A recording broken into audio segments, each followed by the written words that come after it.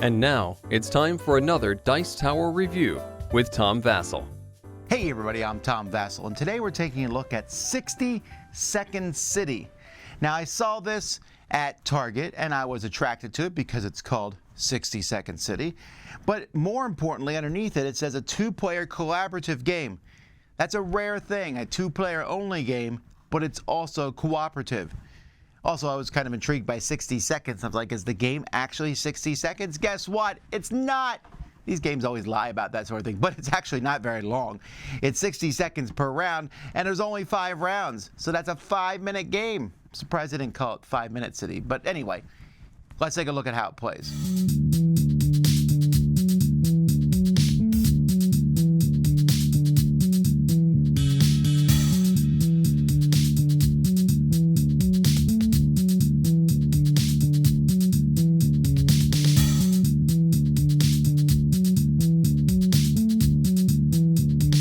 Takes place in 5 rounds, so 60 seconds for each round.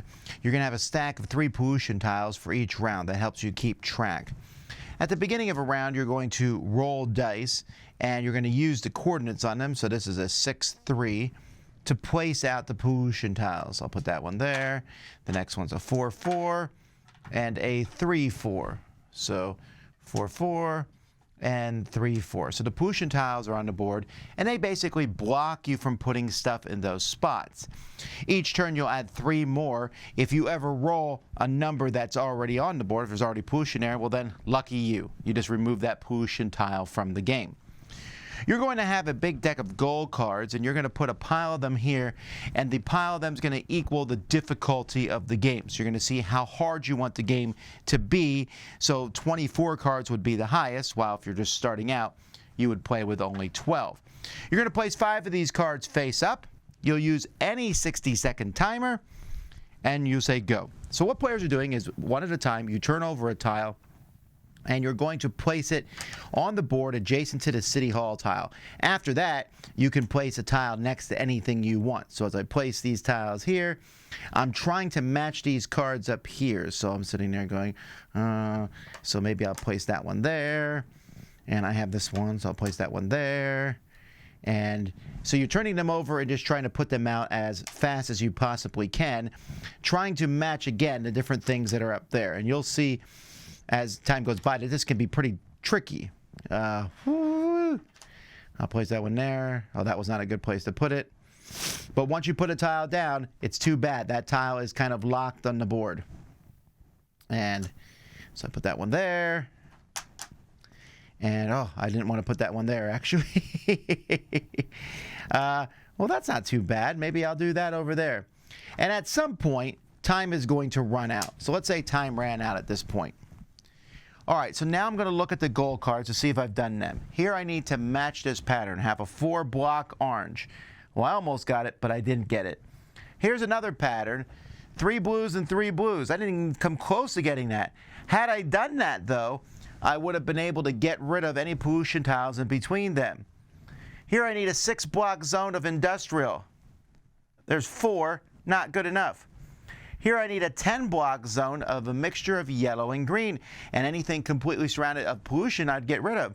1, 2, 3, 4, 5, 6, 7, 8. That's pretty terrible. And here 4 residential anywhere on the board. On the border, sorry, not on the board. 1, 2, 3, 4. Okay, I did 1 card, so we can discard this card. We'll draw a new card to take its place. We discard everything except pollution, and we start again. Now, hopefully, I would have done better than getting just 1 card. But the goal is to go through the whole pile in 5 rounds. And that's it. For the most part, the components are fantastic. The only complaint I would have would be this container here. The evil engineer who designed it, once again, designed it so the cards go deeper than where you can put your thumb to pull them out. I can only believe that people who hate human beings design such things. Other than that, though, nice wooden board here. The tiles themselves are wooden tiles with the things printed on them, and they really feel fantastic, and they fit on this grid nice and neatly. Not only do they have different colors, but different symbols on them. It just is great.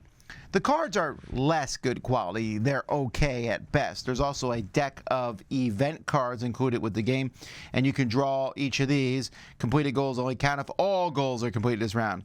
This adds 3 more gold cards in the deck. Flip over 5 city tiles so they're face up this round. So these kind of change things up. But yeah, the cards aren't great, but the board and the tiles, which is how you're playing the game, they're pretty fantastic.